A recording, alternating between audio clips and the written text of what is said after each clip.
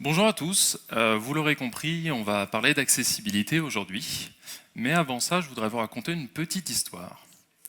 Cette histoire, c'est celle de Andrea, un collègue qui rentrait chez lui en train après une journée de travail. Et il se posait la question suivante, c'est le film qu'il allait pouvoir regarder une fois dans son canapé, une fois arrivé. Donc pour ça, il ouvre une première application de streaming. Et le problème, c'est qu'il était dans le train et donc il captait assez mal. Et il y a certaines images sur son application qui ne chargeaient pas. Du coup, il n'arrivait pas à savoir quel film il allait pouvoir regarder. Donc il ouvre une deuxième application. Et là, il y a une chose qui était bien, c'est que quand les images ne chargeaient pas, il avait quand même accès à l'information, puisque les images étaient remplacées par des textes. Donc, dans un cas, il était face à une interface qui était handicapante, et de l'autre, il était face à une interface qui restait accessible. Et ce que je voulais vous dire à travers cette petite histoire, c'est que finalement, l'accessibilité numérique, ça va avoir une portée un peu plus large que ce qu'on peut imaginer. Nous, on va dire l'accessibilité, c'est pas uniquement pour les personnes handicapées, mais c'est pour toutes les personnes qui sont en situation de handicap numérique. Et ça, c'est un peu plus large. Si on voulait donner une définition aussi de l'accessibilité numérique, on pourrait dire c'est pouvoir accéder, utiliser un service numérique, quelle que soit sa façon d'y accéder. Donc ça va inclure à la fois les cas auxquels on peut penser un peu spontanément, les personnes qui sont non-voyantes et qui ont besoin que le contenu d'une page, y compris les images, leur soit restitué, peut-être par une synthèse vocale, peut-être d'une autre manière. Mais ça peut aussi être les personnes qui sont atteintes de tremblements et qui ne peuvent pas utiliser une souris et qui vont naviguer uniquement au clavier. Mais c'est aussi ma grand-mère qui a la vue qui baisse avec l'âge et qui a besoin d'avoir des caractères en gros sur son téléphone sans que pour autant ça casse sa navigation et qu'elle ne puisse pas utiliser les sites. Alors qu'est-ce qui se passe quand on développe sans avoir l'accessibilité en tête, si on ne la prend pas en compte? Eh bien, il va y avoir 20 à 40% de nos utilisateurs qu'on va mettre de côté, qu'on va laisser de côté. Il y a 20 à 40% de ces utilisateurs qui ont un accès qui est partiel, difficile, voire impossible à des services en ligne. Et ça pose deux problèmes. Le premier, c'est un problème de droit fondamental pour ces personnes qui sont laissées de côté. Et le deuxième problème, c'est pour l'entreprise ou le service qui doit être mis à disposition, où on va se couper de 20 à 40% de la population qu'on souhaitait adresser. Donc ça peut soit être un défaut du service quand c'est du service public, ou tout simplement un manque à gagner pour ces entreprises. Maintenant que vous voyez un petit peu mieux ce que peut être l'accessibilité, je vais me parler un peu de ce que je fais parce que ça en fait partie au quotidien. Je suis Guillaume Moisan, je suis développeur, consultant, tech lead chez Octo Technologies et j'ai eu l'occasion de travailler ces dernières années sur beaucoup de sites front et j'y ai développé une appétence pour l'accessibilité numérique, ce qui fait que j'ai aujourd'hui la posture de formateur sur le sujet. Et pourquoi je viens vous parler aujourd'hui à la DocConf d'accessibilité numérique? On l'a dit un petit peu en introduction, c'est parce que la loi se renforce sur le sujet en France. Il faut savoir que la France, elle est en train de rattraper un retard qu'elle avait pris sur une directive européenne de 2019. Et donc la loi, elle évolue. Et elle évolue assez rapidement en ce moment. Il y a 6 décrets qui sont parus dans l'année passée sur le sujet. Et donc ça va vite. Ça va vite, mais concrètement, qu'est-ce que ça veut dire pour nous? Ça se traduit par 3 échéances. La première, elle est déjà passée, c'est 2021. Depuis 2021, tous les services publics qui sont disponibles en ligne doivent être 100% accessibles. Il y a une deuxième échéance qui arrive bientôt, qui est 2025. Là, on est dans le public et le privé. Et tous les nouveaux services qu'on va mettre en ligne à partir de juin 2025 doivent également être 100% accessibles. Et enfin, on a une troisième échéance qui est 2030, où là, absolument tous les services, publics, privés, existants, nouveaux, devront être 100% accessibles. Sinon, qu'est-ce qu'on risque? Sinon, on risque 2 amendes, une de 50 000 € et une de 25 000 €, et elles sont cumulatives, et ça s'applique par produit et par trimestre. Donc on arrive vraiment à une législation qui commence à taper de plus en plus fort, sur de plus en plus de sites qui vont être concernés. Et il faut savoir qu'on ne va pas vraiment avoir le choix. Il va falloir s'y mettre, parce que notamment les contrôles vont commencer, ont déjà débuté pour ce qui est tout ce service public. Depuis janvier 2024, ça commence, les amendes peuvent commencer à tomber, et ce sera bientôt le cas du coup pour le privé. Donc on arrive à cette conclusion, il va falloir s'y mettre, l'accessibilité numérique, même si on l'avait un petit peu laissé de côté jusque-là, ça va être difficile de passer à côté et sous peine de sanctions, sachant qu'on n'est pas à l'abri non plus que ça se renforce encore plus par rapport au calendrier que je vous ai montré, et qu'on passe par exemple sur un pourcentage de chiffre d'affaires, comme ça a été sur le cas pour le RGPD par exemple. Donc ce que je vous propose de voir, c'est comment on va faire pour s'y mettre, si c'est quelque chose qu'on avait un peu laissé de côté dans notre récit, en commençant par voir les mais, en commençant par voir les écueils dans lesquels on va essayer d'éviter de tomber, parce qu'il y en a quelques-uns. Le premier, c'est ce que nous on aime bien appeler le bouton magique. Le bouton magique, qu'est-ce que c'est? On va prendre un cas d'étude réel d'un grand site français qui est connu de tous et toutes, mais je suis désolé, parce que vous ne pourrez pas savoir de quel site il s'agit. L'organisation de la conférence m'a demandé de froisser personne, donc j'aurais tout masqué dans les tweets, vous n'arriverez pas à savoir qui c'est, j'en suis désolé. Toujours est-il que ce grand site français, ça fait des années qu'il y a des problèmes d'accessibilité et que les utilisateurs et les utilisatrices s'en plaignent. Il y a un tweet là qui nous montre que pour acheter un produit sur ce site, il faut 16 clics à la souris, il faut plus de 800 manipulations au clavier. Donc on se rend compte un petit peu à quel point ça peut être pénible, sachant que ça c'est qu'un des problèmes sur une myriade de problèmes d'accessibilité qu'il y a. Ce qui fait qu'au bout d'un moment, les utilisateurs en ont eu marre et ils ont été chercher le défenseur des droits qui va défendre les droits de ces consommateurs, si bien que le site a été mis en demeure de corriger ces problèmes d'accessibilité. Et pour ça, ils ont fait le choix d'un accessibility overlay pour résoudre ces problèmes. Alors, qu'est-ce qu'un accessibility overlay? Ça va partir de notre site qui n'est pas accessible, et ça va être une surcouche qu'on va rajouter par-dessus en ayant pour but de le rendre accessible. Et comment ça fonctionne ces accessibility overlays? Il y a principalement deux choses, deux mécanismes. Le premier, c'est l'ajout d'outils complémentaires. Donc on va ajouter des outils sur le site, vous avez peut-être déjà vu ces éléments d'interface sur certains sites où vous naviguez, qui vont nous permettre d'agrandir les caractères, qui vont nous permettre de renforcer des contrastes, etc. Et il y a un deuxième mode d'action, qui est la réparation automatique des problèmes d'accessibilité. Donc on va chercher à identifier automatiquement les titres pour bien structurer notre page. On va chercher à réparer la navigation clavier pour que ça se fasse dans un ordre cohérent, rajouter automatiquement des alternatives aux images, etc. Et tout ça, ça va pouvoir être fait sans modification dans un code qui est potentiellement endetté, dont on n'a pas forcément la maîtrise, où il y a énormément, tout simplement, beaucoup de pages sur lesquelles il faudra adresser des problèmes. Le coût, il est maîtrisé, parce que c'est une solution qui est sur étagère, donc on peut savoir un petit peu à l'avance combien ça va nous coûter. Et la mise en place, elle est globalement rapide pour la même raison, c'est de la configuration. Il n'y a qu'un seul problème avec ces solutions, c'est que tout ce que je vous ai raconté, c'est un mensonge. Alors, pourquoi c'est un mensonge? Parce que la promesse, elle était quand même plutôt sympa à la base. On a dit ça fonctionne avec des ajouts d'outils complémentaires. Le premier problème, c'est qu'en fait, ces outils, ils existent déjà dans les systèmes d'exploitation. Il y a déjà les possibilités pour les utilisateurs de changer la taille du texte, et c'est souvent connu par ces utilisateurs qui en ont besoin. Et pire, ça peut créer des conflits potentiels avec ces réglages du système, et potentiellement empêcher qu'ils fonctionnent correctement. On a dit ensuite, il y a des réparations automatiques de ces problèmes d'accessibilité. Deuxième problème, c'est que les corrections elles sont globalement peu fiables. On ne peut pas s'y fier à 100%, et elles n'adressent qu'une petite partie de ces problèmes d'accessibilité. Il y a environ 25-30% des choses qu'on pourrait réparer automatiquement, Ce qui fait que la majorité des critères qui vont nous dire si c'est accessible ou non, on ne pourra pas les adresser. Et donc notre site restera inaccessible.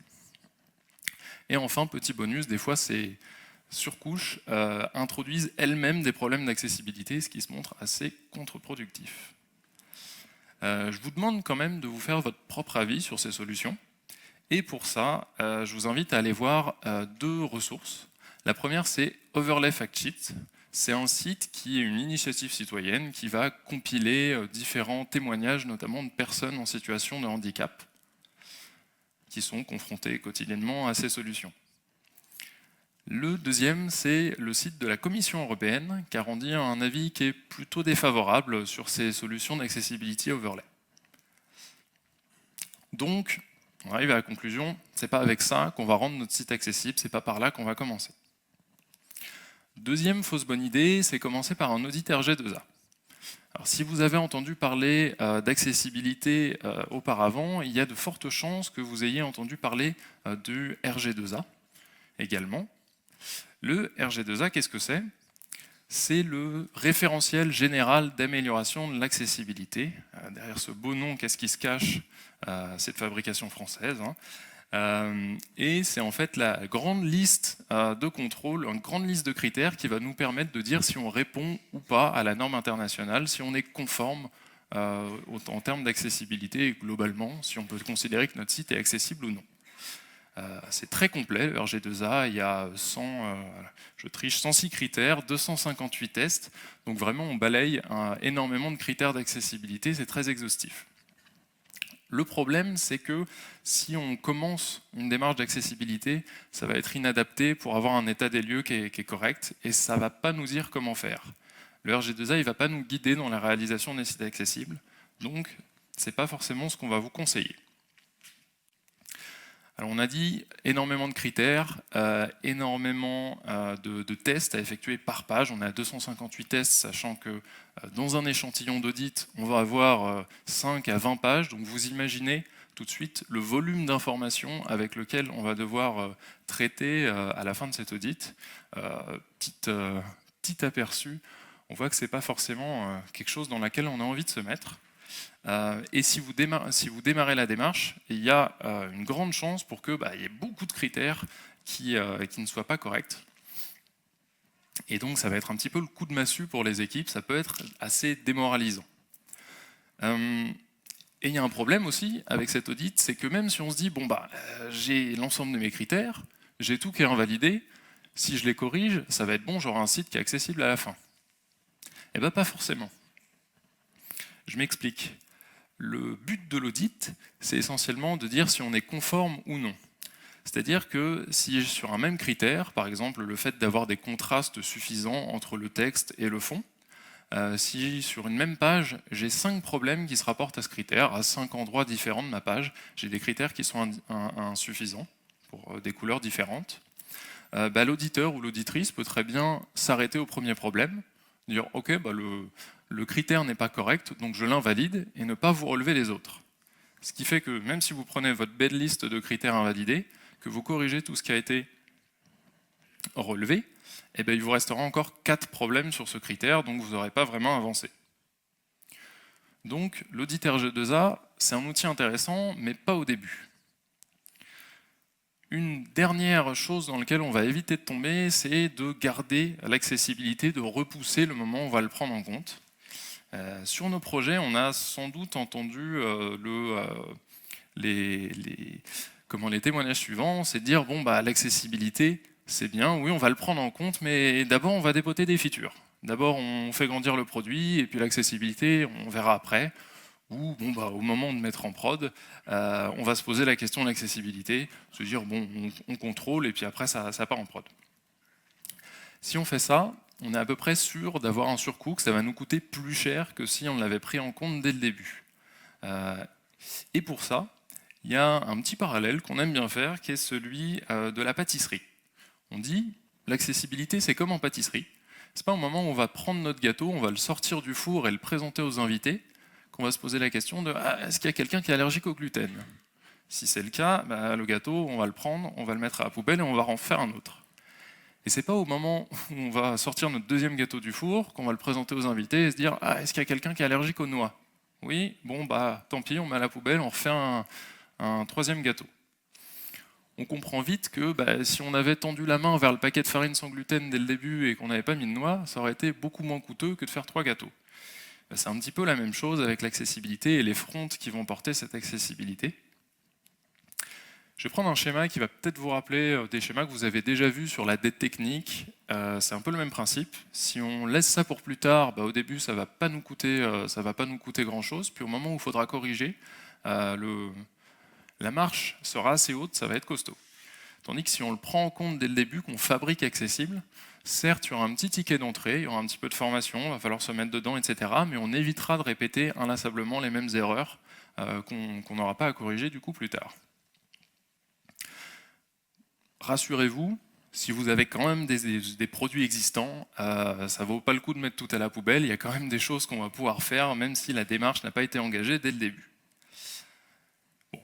J'espère qu'après vous avoir dit tout ça, vous n'êtes pas trop assommé en vous disant c'est terrible, on ne va rien pouvoir faire en accessibilité. Il y a quand même des solutions. Et la première chose que je vous propose de voir, c'est au niveau d'un projet, ce qu'on peut mettre en place, avec une approche qui est progressive, comment on monte en puissance sur ce sujet de l'accessibilité. Et dans un second temps, on verra un petit peu prendre du recul, se mettre au niveau de l'organisation, du SI, et comment on va pouvoir diffuser un peu tout ça. Donc notre approche progressive qu'on vous propose, elle est en 3 étapes.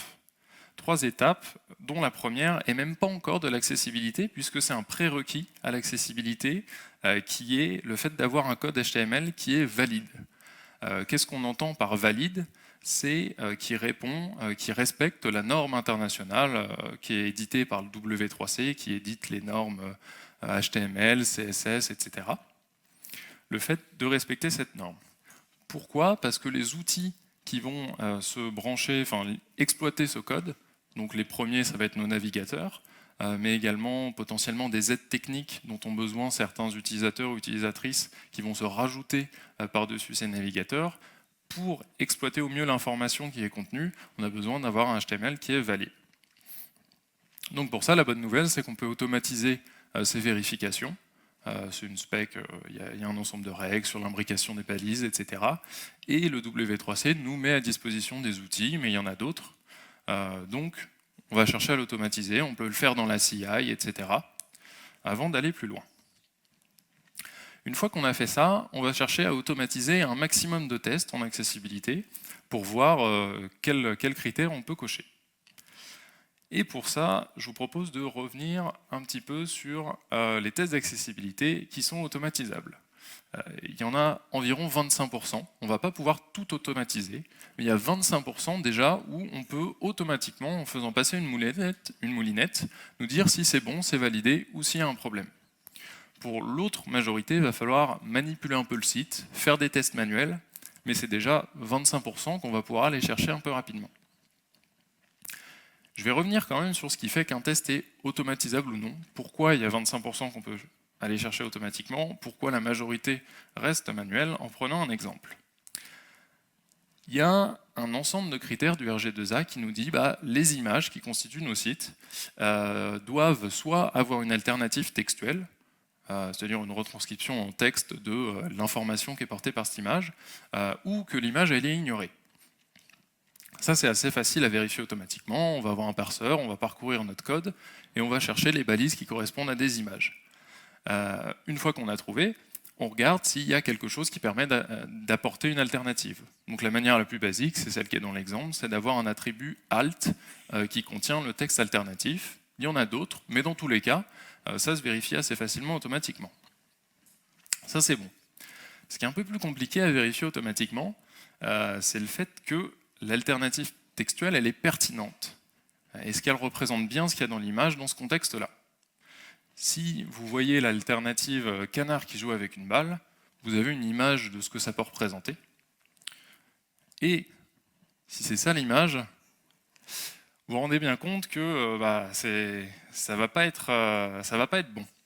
Ça, c'est facile pour nous à déterminer, mais quand on est sur quelque chose d'automatisé, ça va être beaucoup plus compliqué.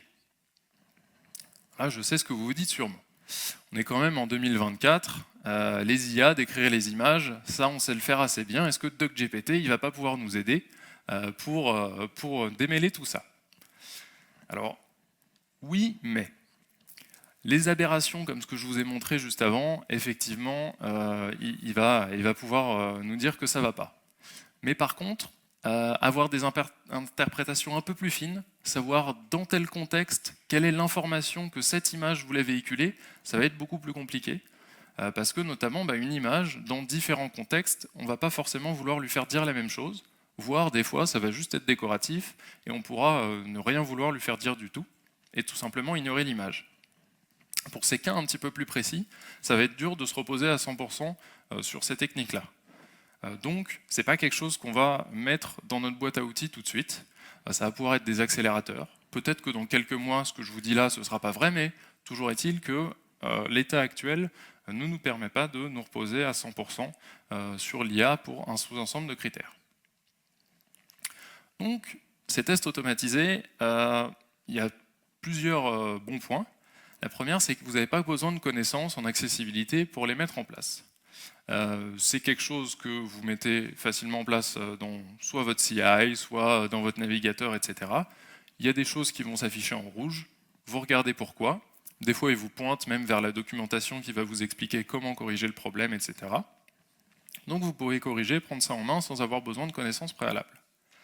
La mise en place, elle est facile, relativement rapide, soit des fois c'est même directement intégré dans votre navigateur, soit c'est des choses qui peuvent se mettre en place assez facilement, même de manière automatisée dans une CI. Et ça va être intéressant, ça va être un premier pas pour aller chercher déjà des conformités à certains critères.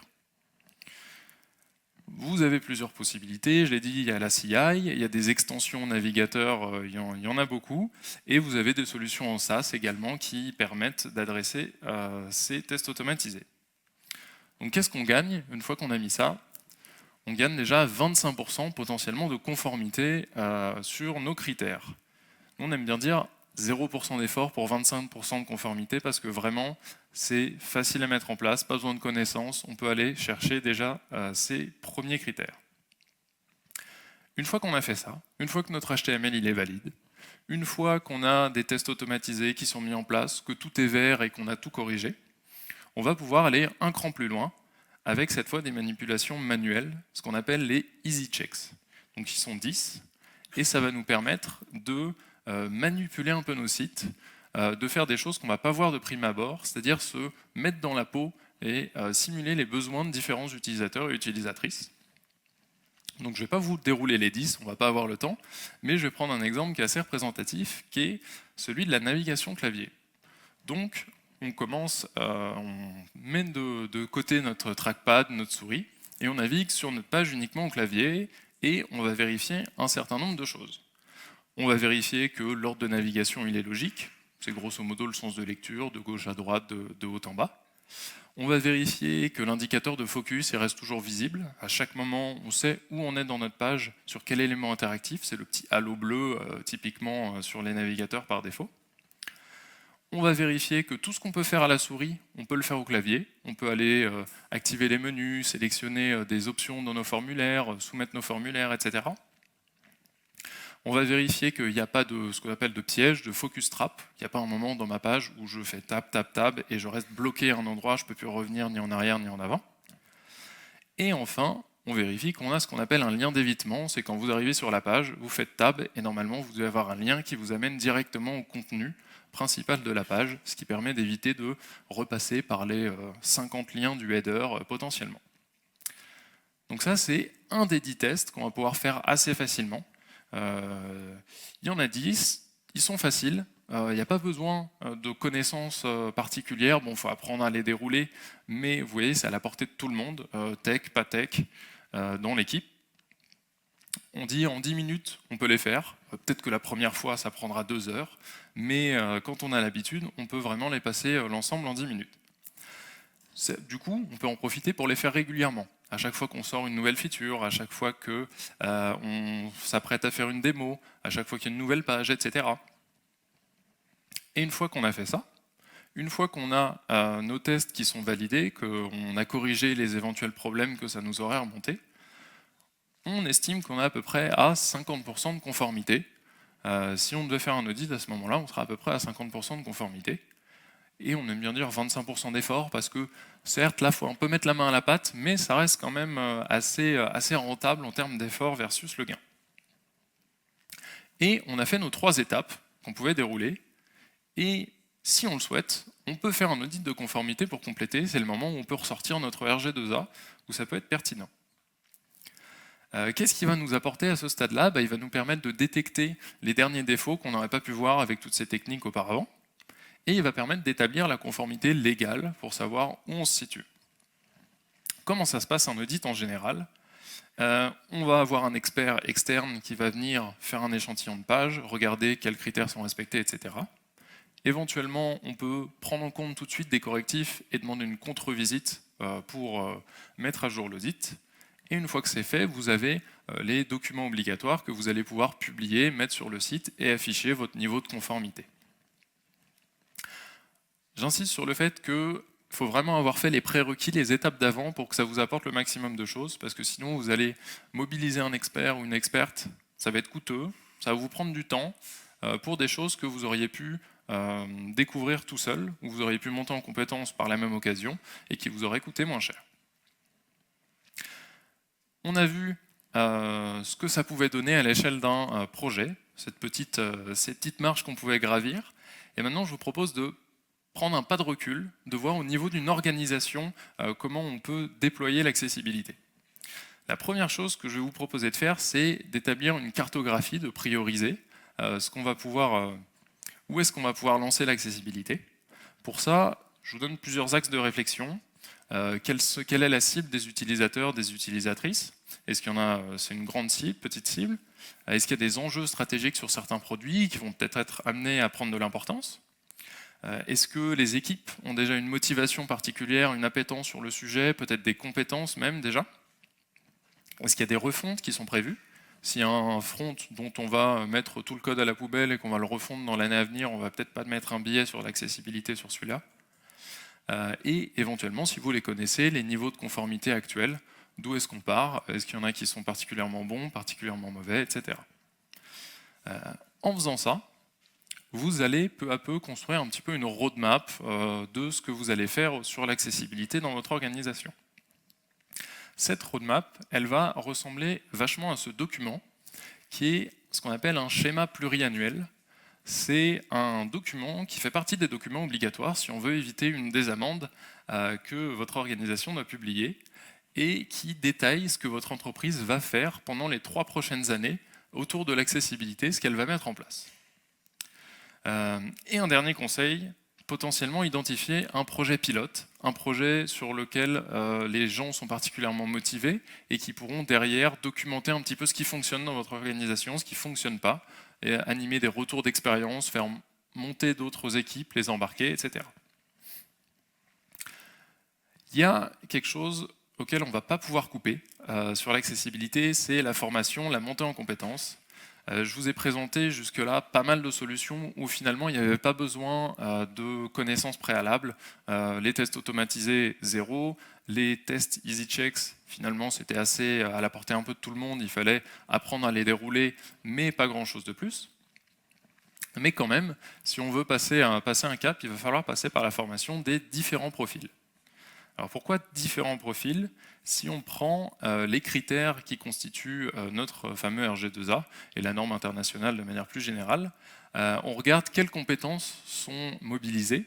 On voit qu'il y a une majorité de ces compétences qui se rapportent à tout ce qui est compétences front, et notamment la structure de notre document HTML, le bon usage de certaines balises ou de certains attributs, les interactions avec le JavaScript, etc.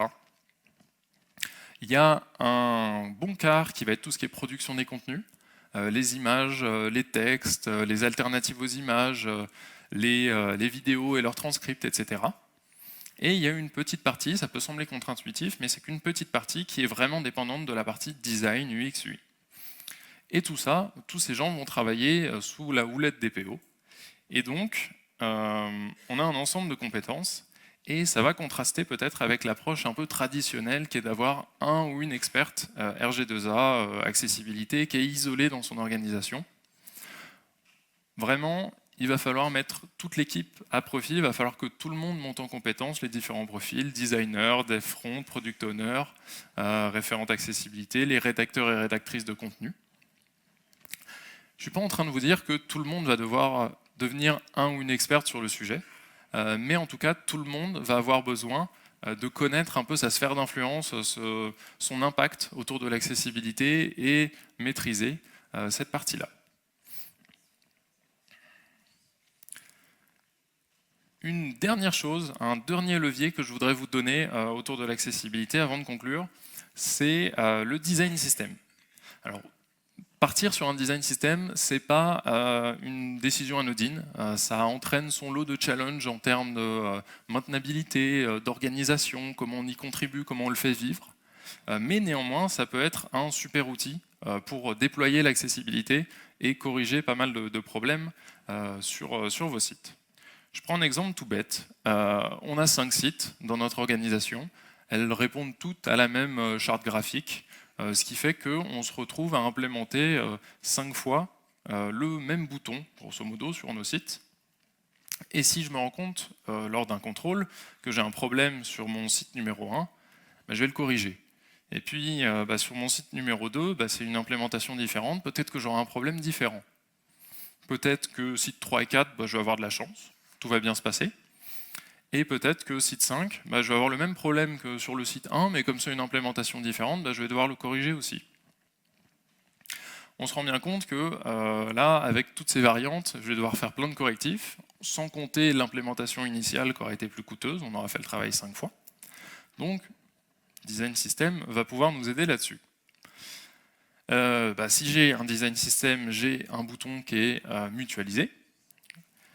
Si je me rends compte au premier contrôle que j'ai un problème, je le corrige, et automatiquement, vu que les autres sites utilisent également ce bouton, tout sera bon pour tout le monde.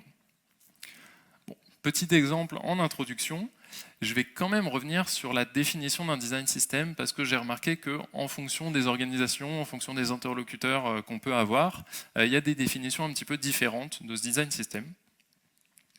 Dans le design system, on va retrouver tout ce qui est partie design. On va retrouver les éléments de charte graphique, les éléments typographiques, les couleurs, etc. On va retrouver également des éléments de code qui sont mutualisés, partagés entre les développeurs et les développeuses. Et tout ça va être mis à disposition, accompagné de guidelines pour guider l'utilisation de ces différents assets. C'est intéressant parce qu'à chacun de ces endroits, on va trouver des choses où le design system va avoir un impact sur l'accessibilité. On va prendre quelques exemples. Côté graphique, par exemple, on a la liste de nos couleurs, on a notre palette graphique, donc on va pouvoir documenter une bonne fois pour toutes, tester les associations entre couleur de fond et couleur de texte pour savoir lesquelles répondent aux critères de contraste minimum pour que ce soit considéré accessible. Donc on va pouvoir le documenter et le mettre à disposition des équipes pour qu'on pioche uniquement dans ces couleurs-là. Toujours design, on va avoir des guidelines. Par exemple, là on avait un intervenant de Decathlon tout à l'heure, ça c'est un extrait de Vitamine, qui est le design system de Decathlon, où on va nous dire, si on veut mettre du texte sur une image, on va s'assurer d'appliquer déjà un filtre pour que, peu importe l'image, ce soit lisible dans toutes les conditions. On bascule côté code, on va avoir des composants web qui vont être réutilisables. Là, je prends l'exemple d'un tab panel. Ce système à onglets, c'est un composant un peu particulier. Ça fait partie des composants où ils ne sont pas disponibles nativement forcément en HTML, mais il y a pour autant un ensemble d'interactions standards auxquelles on va s'attendre que le composant puisse répondre, la manière de naviguer entre les onglets, les interactions au clavier, etc. Et c'est des choses qu'on n'a pas envie de redévelopper plusieurs fois parce que c'est assez complexe, ça peut prendre un peu de temps. Donc ça a tout à fait sa place dans un design system. Ça, c'est un exemple qui est issu du site du W3C qui nous incite justement, qui nous donne des pistes pour respecter ces patterns. Dernier élément, on va avoir des guidelines tech. Par exemple, on va pouvoir accompagner la création d'un formulaire de guidelines qui vont nous dire il faut faire attention à utiliser bien tel attribut pour pouvoir restituer correctement des messages d'erreur à tous les utilisateurs, y compris les utilisateurs de synthèse vocale par exemple. C'est mon dernier exemple sur le design system. Avant de conclure, je veux quand même vous dire que le design system, c'est un super outil. On va pouvoir mettre énormément d'accessibilité, de bonnes choses dedans, mais c'est pas parce qu'on a un design system qui est 100% accessible, qu'on a fait le maximum de ce qu'on pouvait faire, que derrière les sites qu'on va créer et les applications qu'on va construire avec vont forcément être accessibles. Donc petit point de vigilance là-dessus, il y a quand même l'utilisation qu'on va en faire qui va être déterminante, et on ne va pas pouvoir uniquement se reposer sur un design system accessible. J'arrive à la fin de cette présentation, et s'il y a bien 3 choses avec lesquelles je voudrais que vous repartiez à la fin de cette conférence, c'est les suivantes. On va devoir s'y mettre à l'accessibilité, on l'a vu, il y a la loi qui est en train d'évoluer très fort sur le sujet, les contraventions vont commencer à taper très fort et régulièrement, donc même si on l'avait un petit peu mis laissé de côté dans notre organisation, ça va vraiment devoir être quelque chose qu'on va prendre en compte au quotidien. On va pas se mentir, il y a beaucoup de boulot, ça peut être une grosse montagne un petit peu l'accessibilité si on s'y était pas intéressé avant, mais la bonne nouvelle c'est qu'il y a un chemin progressif, on l'a vu avec ces étapes qu'on peut dérouler sur les projets, les 3 petites étapes, la première marche est quand même accessible, et c'est le dernier point, c'est que le premier pas finalement il est super facile, il n'y a pas besoin de connaissances en accessibilité, on met en place des tests automatisés. Vous les avez peut-être même déjà, si vous utilisez Chrome, à disposition dans votre navigateur. Et donc moi, ce que je vous incite à faire, à la suite de cette conférence, c'est de lancer le mouvement dans votre organisation et dès à présent, faire ce premier pas qui vous permettra de rentrer dans la démarche. Et je vous remercie pour votre attention.